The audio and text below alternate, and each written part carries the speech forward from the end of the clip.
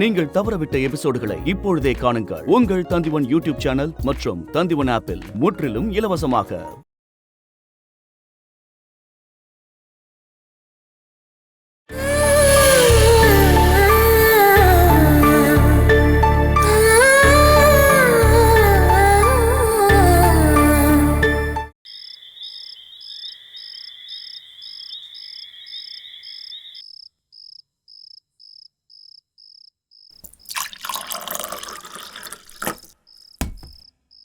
வீட்டு பொருள் எல்லாம் தீந்து போச்சுப்பா. நீ வருவேன்னு தெரிஞ்சிருந்தா நல்ல மீனாவது வாங்கி வச்சிருப்பேன். என்ன, நான் மட்டும் தான் நல்லது சாப்பிட்றேனா? நீ இங்க வந்திருக்கிறது அஜய்க்கு தெரியாதா? தெரியும். அவன் பெங்களூருக்கு ஸ்டடி டூர் போயிருக்கானாமா. நான் ஃபோன் பண்ணும்போதும் அவ அதான்ப்பா சொன்னா. ஜெயக்கா விஷயத்துல நீங்க என்ன முடிவு எடுத்திருக்கீங்க? ஒரு முடிவு எடுத்தோம்னா அதை முதல்ல செஞ்சு முடிக்கணும்ப்பா. இப்ப அதை என்னால பண்ண முடியுமான்னு தெரியல. அப்படின்னா ஜெயக்கா இங்கே தங்கட்டுமா என்ன? நான் இங்க தங்குறதுக்காக நீங்க யாரும் சண்டை போட வேண்டாம். என் பொண்ணோட விஷயத்துல நீங்க ஒரு முடிவு பண்ணீங்கன்னா அது போதும். அதுக்கப்புறம் நான் ஏதாவது வேலைக்கு போய் என் பொண்ணை நான் வளர்த்துக்கிறேன். அந்த மாதிரி நீங்க தனியா போய் கஷ்டப்படுறதை விட மாமா கிட்ட காம்ப்ரமைஸா போலாம்ல. என்னால அது முடியவே முடியாது. ஒரு தப்பு செஞ்சுட்டு மன்னிப்பு கேட்டா அதை ஏத்துக்கலாம். ஆனா இது அப்படியா? தப்பு மேல தப்பு பண்ணிக்கிட்டு அவரு என்ன ஏமாத்திக்கிட்டே இருக்காருல்ல. அது உங்களோட உணர்வா கூட இருக்கலாம்ல. நீ எதுக்காக அவருக்கு சப்போர்ட் பண்ணி பேசிட்டு இருக்க? என்ன மாதிரி அவளும் உனக்கு கூட பிறந்தவ தானே. முதல்ல நீ அவகிட்ட போய் கேளு, அக்கா புருஷன்கிட்ட என்ன உறவு வச்சிருக்கன்னு. கொஞ்சம் மரியாதையா பேச கத்துக்கோ ஜெயா. இந்த மரியாதை கூட அவ தரமாட்டேங்கிறாளே.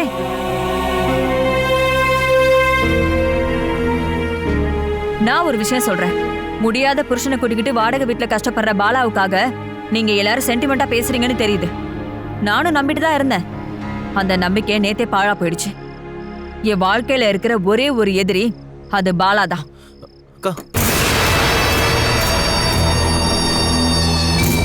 அழுகிற குழந்தைய மடியில வைக்கலாம். அதுவே மரமா வளர்ந்ததுக்கு அப்புறம் என்ன பண்ண முடியும்? நாம அட்வைஸ் பண்ண முடியாத அளவுக்கு பசங்கள்லாம் வளர்ந்துட்டாங்க.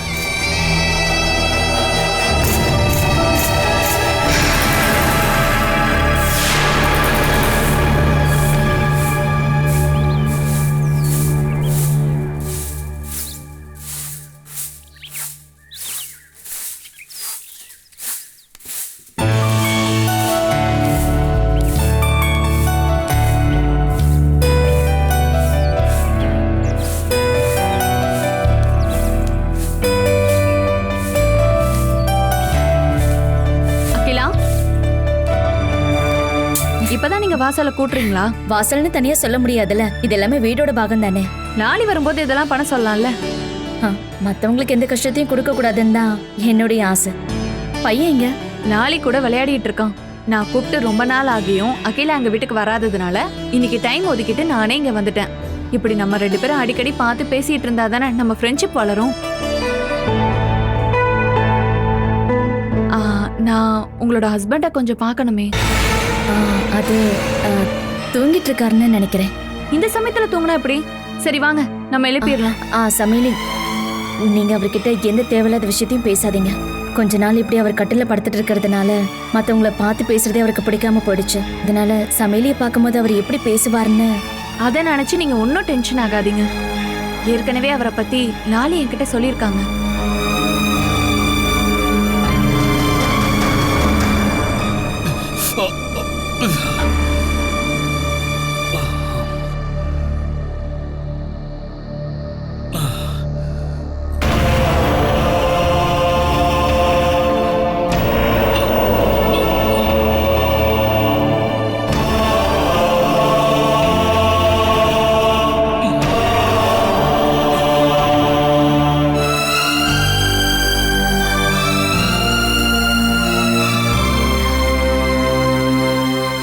இவங்க நம்ம பக்கத்து வீட்டுல இருக்காங்க, சமையலி.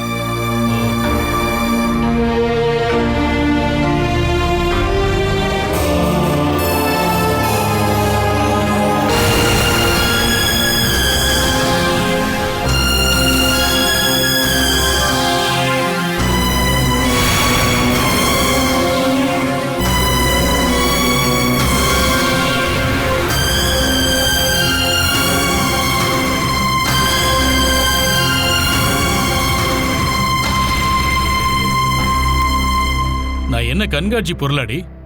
ஒவ்வொருத்தரையா கூட்டிட்டு வந்து என்ன காட்டிட்டு இருக்க? அடிப்பட்டு கிடந்த உங்களை பார்க்கணும்னு நான் தான் இவங்களை கட்டாயப்படுத்தினேன். அதனால அகிலா மேல கோவப்படாதீங்க. அகிலாவா? ஓ, நீ மறுபடியும் ஆரம்பிச்சிட்டியா? இவ அகிலா இல்ல, ராட்சசி. ராட்சசி, என் ரத்தத்தை உறிஞ்சி குடிக்கிற ராட்சசி. உங்களை பொறுமையா பார்த்துட்டு இருக்கிற உங்க பொண்டாட்டி கிட்ட நீங்க கொஞ்சம் பாசத்தோட பேசலாம்ல. ஓஹோ, என்னடி நீ எனக்கு கிளாஸ் எடுக்க இவ்வளவு கூட்டிட்டு வந்தியா? ஒழுங்கா அவளை இங்க இருந்து போக சொல்லு. முடியாம இருக்கிற ஒரு ஆளை பார்க்க வந்தது ஒரு பெரிய தப்பா என்ன? கொஞ்சமாவது மரியாதை பேச கத்துக்கங்க. இப்படி தாண்டி நான் பேசுவேன், உனக்கு தெரியும்ல. இத்தனை நாளா எங்க ஆம்பளைங்க தான் ஒளிஞ்சு ஒளிஞ்சு வந்துட்டு இருந்தானுங்க. ஏன் உன் புருஷன் வீட்டுல இல்லையா? இல்ல அப்படி ஒருத்தன் இல்லவே இல்லையா? கெட்டு போன பசுக்கள் மேயறதுக்கான இடம் இது இல்ல. போ சொல்றீங்களா? சத்தமா பேசி உங்களோட வலியை அதிகம் பண்ணாதீங்க. நான் போறேன். அப்ப போ. நீ அங்க போனதுக்கு அப்புறம் நலம் விசாரிக்கிறதுக்கு உன் புருஷன் இங்க வருவான்ல, அதுக்கு முன்னோட்டமா தானே இங்க வந்திருக்க. அனுதாபப்பட்ட இங்க வர்றவங்களை இவ கண்டிப்பா ஏத்துக்குவா. அது இவளுக்கு கை வந்த கலையாச்சு. சமையலி போதுமா? வாங்க. என்ன பாக்குறதுக்கும் அனுதாபப்படுறதுக்கும் அட்வைஸ் சொல்றதுக்கும் இனி எவளும் இங்க வரவே கூடாது. யாரையும் பார்க்க விரும்பல.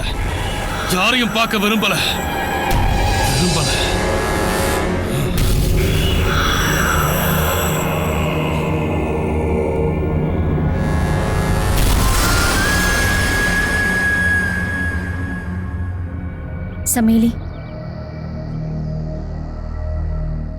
சாரி. இந்த அளவுக்கு வயலண்டா இருப்பாரு நான் கொஞ்சம் கூட நினைச்சு பார்க்கல. ஆக்சிடென்ட் ஆனதுக்கு அப்புறம் தான் இந்த சுபாவமா? இது இப்போ உடம்பு சம்பந்தப்பட்ட ஒரு ஆக்சிடென்ட் தான். இந்த மாதிரி ஆக்சிடென்ட்டுகள் என்னுடைய வாழ்க்கையில நிறையவே நடந்திருக்கு. கல்யாணம் முடிஞ்சதுக்கு அப்புறம் அதோட சக்தி அதிகமாவே ஆயிடுச்சு. இது எப்படி நீங்க மேனேஜ் பண்றீங்க?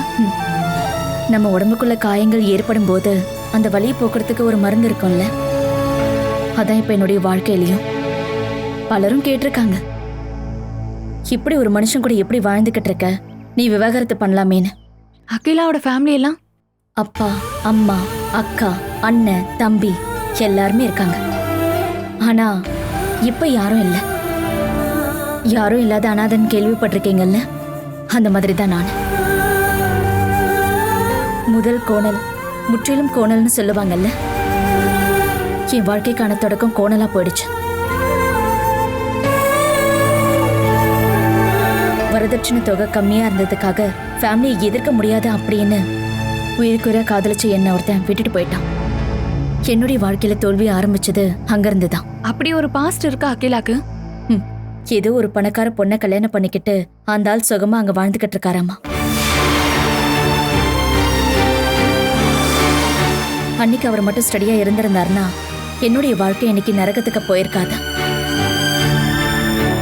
அகிலா, பணத்துக்காக உங்களை விட்டுட்டு போனவன நினைச்சு நீங்க எதுக்கு வருத்தப்பட்டு இருக்கீங்க? உங்களை இந்த மாதிரி ஒரு நிலைமைக்கு ஆளாக்கிட்டு போன அந்த ஆள் இனிமே அவனோட வாழ்க்கையில சந்தோஷமாவே இருக்க மாட்டான். இங்க பாருங்க, அவர் என்னைக்குமே சந்தோஷமாவே வாழட்டும். உங்களோட இந்த கண்ணீர் போகாம கடவுள் அந்த ஆளோட வாழ்க்கையில ஒரு சந்தோஷத்தை கொடுப்பாருன்னு எனக்கு தோணவே இல்லை. நீங்க என்கிட்ட மனசு விட்டு பேசும்போது நான் என்னோட வாழ்க்கையை பத்தியும் யோசனை பண்ணேன். நம்ம 2 பேரும் 2 வழியில பயணம் பண்ணிட்டு தான் இருக்கோம். வாழ்க்கையோட அனுபவங்கள் எல்லாமே ஒண்ணுதான். உங்களோட வாழ்க்கை கட்டில இருந்து எந்திரிக்கலான்னு முயற்சி பண்ணுது. என்னோட வாழ்க்கை எந்த நிமிஷமும் என்னோட வாழ்க்கை உடஞ்சு போயிருமோங்கிற பயத்துல நான் ஒவ்வொரு நொடியும் வாழ்ந்துட்டு இருக்கேன்.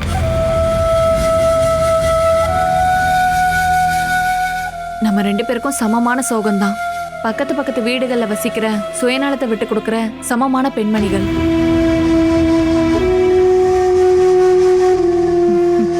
நம்ம 2 பேருக்கும் இடையில ஏற்பட்ட பிரச்சனைகளையும் அப்பப்போ கிடைக்கிற சின்ன சின்ன சந்தோஷங்களையும் பங்கு போடுற ஒரு நல்ல ஃப்ரெண்டா நம்ம இருப்போம். போயிட்டு வரட்டுமா?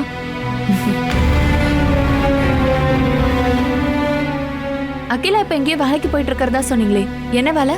வீட்டுக்கு பக்கத்துல இருக்கிற அங்கன்வாடியில ஹெல்ப்பர் வேலை. பர்மனன்ட் இல்ல, 1 மாசத்துக்கு கிடைச்சிருக்கிற டெம்பரவரியான வேலை.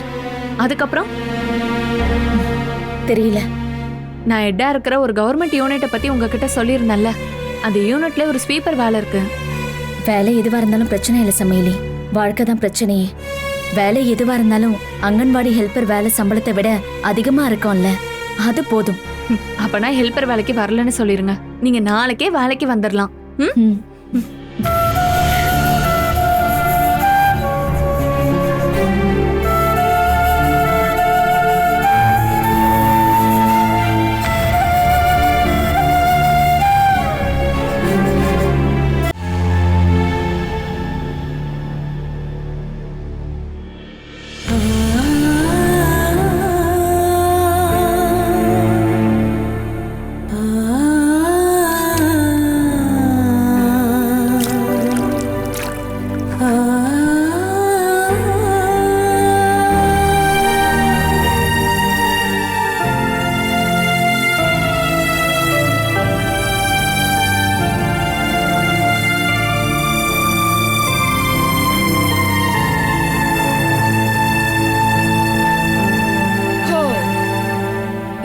இருக்கீங்களா? மத்த ஸ்டாஃப்ஸ்லாம் வர்றதுக்கு முன்னாடி க்ளீன் பண்ணி வச்சிருக்கணும். என்ன பண்றதுன்னு எனக்கு தெரியலக்கா, அதனாலதான். என்னை எல்லாரும் இங்க சுனிதா மேடம் தான் கூப்பிடுவாங்க. அகிலாவும் அப்படிதான் கூப்பிடணும். சாரி, அது எனக்கு தெரியவே தெரியாது. இங்க என்ன பண்ணணும்னு சம்லி மேடம் சொல்லவே இல்லையா? ஸ்லிப்பர் வேலைன்னு சொன்னாங்க. காலையில 8 மணிக்கெல்லாம் வந்துடணும்னு சொன்னாங்க. மீதி வேலையெல்லாம் அக்கா அவங்க, அதாவது சுனிதா மேடம் கிட்ட கேட்டுக்க சொன்னாங்க. ஸ்டோர் ரூமுக்கு போய் கிளீனிங் லோஷன் வாங்குங்க. பேர் எழுதி சைன் பண்ணி கொடுத்தா போதும். சாயங்காலம் திரும்பி போகும்போது அங்க இருந்து வாங்குறதுல பேலன்ஸ் இருந்தா அதை திருப்பி கொடுத்துட்டு தான் போகணும். இங்க காலையில 9 மணில இருந்து சாயங்காலம் 5 மணி வரைக்கும் ஒர்க்கிங் டைம். ஆனா ஸ்வீப்பர்ஸ் 8:30 மணிக்கெல்லாம் வந்துடணும். ஸ்டிச்சிங் டிவிஷன்லயும் பேக்கிங் செக்ஷன்லயும் வேற 2 பேர் இருக்காங்க. நீ ஷமிலி மேடமோட கேபின், இந்த கேரிடோர், ஆபீஸ், விசிட்டர்ஸ் ரூம், இந்த இடங்கள்ல நீங்க வேலை பார்த்தீங்கன்னா போதும். ஆபீஸ்ல இருந்து எந்த வேலைக்காக கூப்பிட்டாலும் நீங்க இங்க தான் இருக்கணும். 11 மணிக்கு எல்லாருக்கும் டீ கொடுக்கணும். மதியானத்துக்கு மேல 3:30 மணிக்கு டீயும் ஸ்நாக்ஸும். அதை கொடுக்க வேண்டிய பொறுப்பு உன்னோடது தான். அப்புறம் விசிட்டர்ஸ் வரும்போது அவங்களுக்கும் டீ கொடுக்கணும். உங்ககிட்ட ஒப்படைச்ச அத்தனை வேலையும் கிளீனா பண்ணணும். அதே மாதிரி நீங்களும் எப்பவுமே கிளீனா இருக்கணும். இந்த வருத்தமான மூஞ்ச மாத்திட்டு ஃப்ரெஷ்ஷா இருக்கணும். ஸ்டோர் ரூமுக்கு போய் லோஷன் வாங்கிக்கோங்க. ஆபீஸ்க்கு ஸ்டாஃப்ஸ் வர்றதுக்கு முன்னாடி எல்லாம் ரெடியா இருக்கணும். முதல்ல சமிலி மேடமோட கேபினை கிளீன் பண்ணுங்க. போங்க. இந்த வேலையை நான் முதல் தடவையா பண்றேன். என்னுடைய சைட்ல இருந்து ஏதாவது தப்பு நடந்துச்சுன்னா சுனிதா மேடம் நீங்க தான் எனக்கு சொல்லிக் கொடுக்கணும். மத்தவங்க முன்னாடி நீங்க எதுவும் சொல்லாம இருந்தீங்கன்னா நான் ரொம்ப சந்தோஷப்படுவேன். அந்த நம்பிக்கை என்னால கொடுக்க முடியாது. கோவம் வந்துச்சுன்னா நான் கண்டிப்பா சத்தம் போடுவேன். சமிலி மேடம் டைரக்டா அப்பாயின்மெண்ட் பண்ணாங்க அப்படின்றதுக்காக அது அப்படியே மேடம் கிட்ட போய் சொல்லணும்னு அவசியம் இல்லை. இங்க இருக்க எல்லா வேலையும் பாத்துக்கிறது நான் தான் அப்படின்ற விஷயத்த ஞாபகம் வச்சுக்கோ.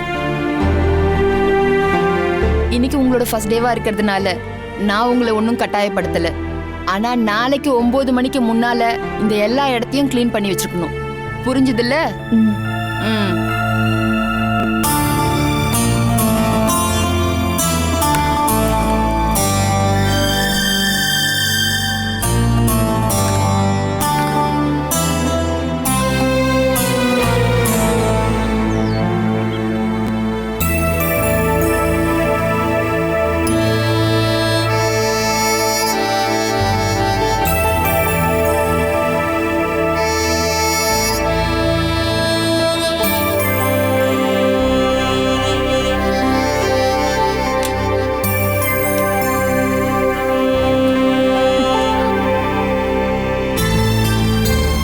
ரெடி ஆகாம இருக்க?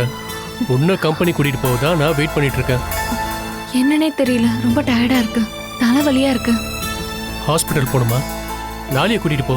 போற வழியில ஹாஸ்பிட்டல் டிராப் பண்ணிடுறேன். ஹாஸ்பிட்டலுக்குலாம் ஒன்றும் வேண்டாங்க. இந்த மாதிரி எனக்கு அடிக்கடி வருது. பிரெக்னெண்டா இருக்கேன்ல. அப்ப நீ ரெஸ்ட் எடுத்துக்க. நான் சாயங்காலம் சீக்கிரமா வந்துடுறேன். உடம்பு ரொம்ப டயர்ட் ஆச்சுன்னா எனக்கு ஃபோன் பண்ணிலாம் கேட்காத. நீ லாலியை கூட்டிட்டு ஹாஸ்பிட்டல் போயிடு.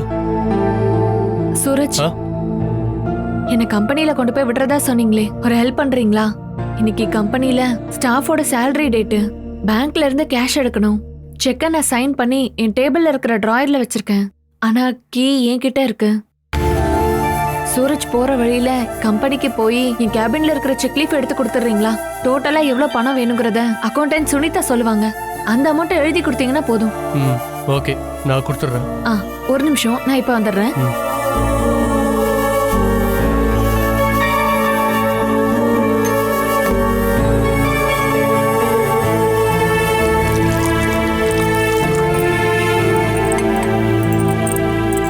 இது கேபினோட கீ.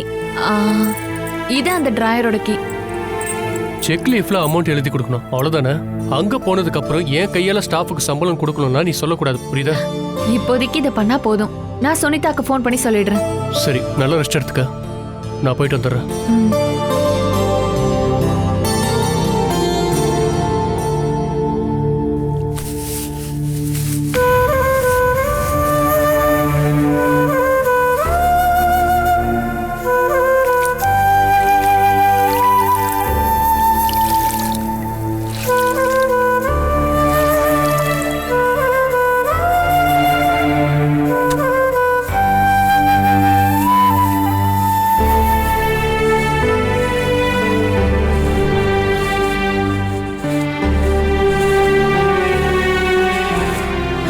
இந்த வேலையை இன்னைக்கு முடிக்க மாட்ட போலயே.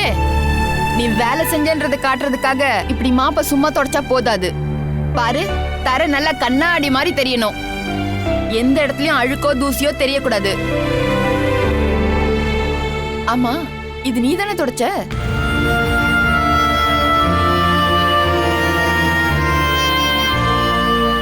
என்ன நீ அப்படி பாக்குற? இந்த பார்வையை என்கிட்ட காட்டாத. உன்னை விட அதிபுத்திசாலியா இருக்க 150 ஸ்டாஃப்ஸ கண்ட்ரோல் பண்றவன் நானு. பாரு, மரியாதையா நான் சொல்றத கேட்டு நடந்தாதான் உனக்கு நல்லது. தொட. நல்லா குனிஞ்சு அழுத்தி தொட.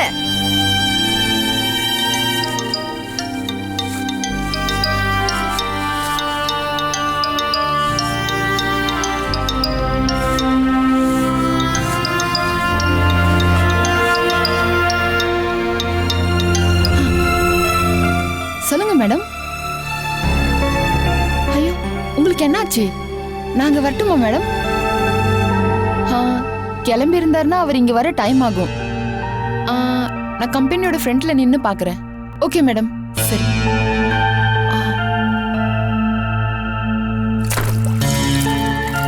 பாரு, கொஞ்சம் சீக்கிரமா தொட. மேடத்துக்கு பதிலா இன்னைக்கு அவங்க ஹஸ்பண்ட் தான் வராரு.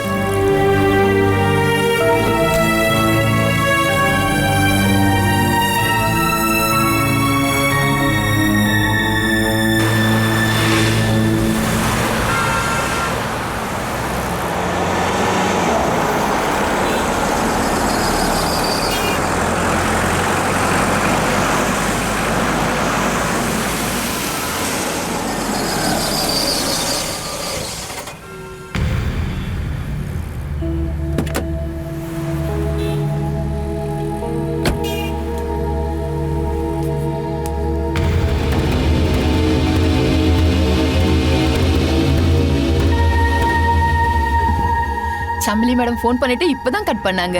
சுனிதாவா? ஆமா சார். சமிலி கூட நான் வந்திருந்தாலும் முதல் முறையா ஆபீஸ்க்கு நான் இப்பதான் வரேன். வாங்க சார்.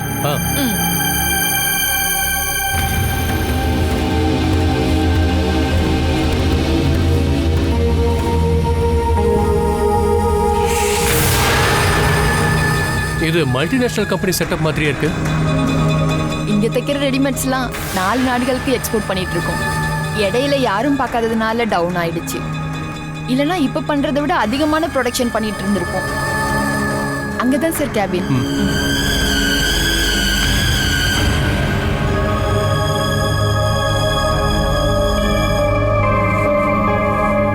அகிலா, இங்க வா.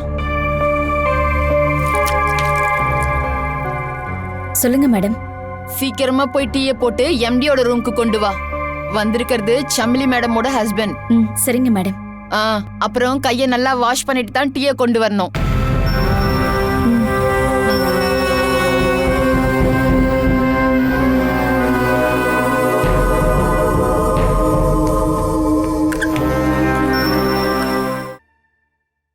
நூத்தம்பது பெண்கள் வேலை பார்க்கறாங்கன்னு சொன்ன உடனே இது ஒரு ஃபேக்டரி செட்டப்ல இருக்கும்னு நினைச்சேன்.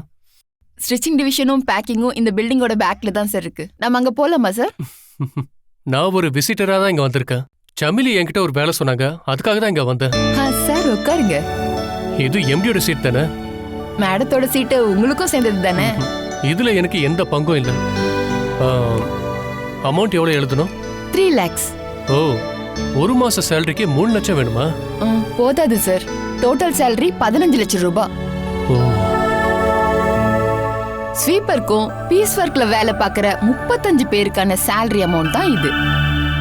மீதி இருக்கிற ஸ்டாஃப்ஸோட சேலரி அக்கவுண்ட்ல நாங்க டிரான்ஸ்ஃபர் பண்ணிடுவோம். மந்த்லி 15 லட்ச ரூபா சேலரியா? அப்படின்னா டேர்ன் ஓவர் இயர்லி குறைஞ்சபட்சம் ஒரு 50 கோடி ரூபாய் வரும் சார். நான் தான் சொன்னேன்ல சார், ஃபாரின் கண்ட்ரீஸ்ல இருந்து 4-5 ஆர்டர் அதிகமா எடுத்தோம்னா வருஷத்துக்கு 100 கோடி ரூபாய் நம்மளால அச்சீவ் பண்ண முடியும். மேடம் கூட சேர்ந்து நீங்களும் இன்ட்ரெஸ்டடா வந்தீங்கன்னா. சாரி சுனிதா, எனக்கு இந்த விஷயத்துல எந்த ஒரு இன்ட்ரெஸ்டும் கிடையாது. என்னங்க, இதோட நான் வந்த வேலை முடிஞ்சிருச்சு. ஐயோ சார், முதல்ல வந்திருக்கீங்க, டீ போட சொல்லியிருக்கேன், ஒரு நிமிஷம் வெயிட் பண்ணுங்களேன். என் ஆபீஸ் இங்க இருந்து 5 கிலோமீட்டர்ல இருக்கு. இங்க இருந்து கிளம்பி 10 மணிக்குள்ள அங்க போய் சேர்ந்தாகணும்.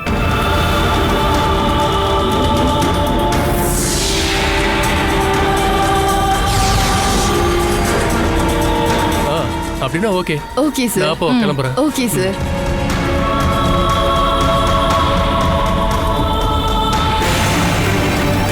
Madam tea. ஒரு டீ போடுறதுக்கு இவ்வளவு நேரமா? நீ எங்க போய் சுத்திட்டு வர? ஆள் போனதுக்கு அப்புறம் டீ எடுத்துட்டு வந்திருக்க. இப்ப பாரு, வந்துட்டு போனது சாதாரண ஆள் இல்ல, சரியா சொல்லணும்னா இந்த கம்பெனியோட சொந்தக்காரு. உன்னால முடியலன்னா இங்க இருந்து போயிடு. அதை விட்டுட்டு மத்தவங்களை இந்த மாதிரி டார்ச்சர் பண்ணாத. இந்த டீயை நீயே குடிச்சுக்கோ.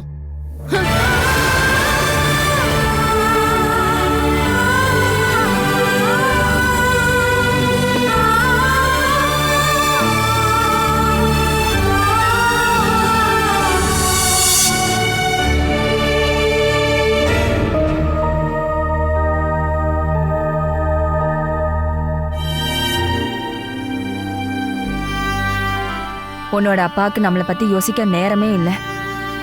இனிமே உனக்கு நான் மட்டும்தான்.